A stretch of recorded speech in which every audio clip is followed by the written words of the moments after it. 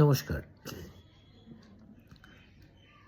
আপনার বাড়িতে বাস্তুদোষ আছে যদি আপনার মনে হয় যে বুঝতে পারেন নানা কারণে, তাহলে কি করবেন সেটাই আমি আজকে বলবো। মন দিয়ে শুনুন।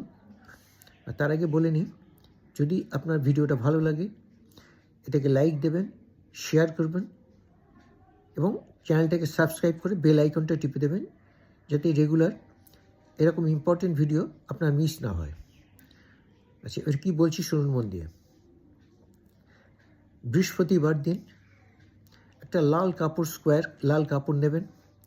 তার মধ্যে বেশি বড় না, ছোটোই, তার মধ্যে 3টে নিখুঁত পান, 3টে আস্ত সুপুরি, 3 গাঁট হলুদ, 3টে কালো তিল ওর মধ্যে দেবেন। পানটার উপর রেখে ওর উপর দেবেন, দিয়ে ওটাকে বেঁধে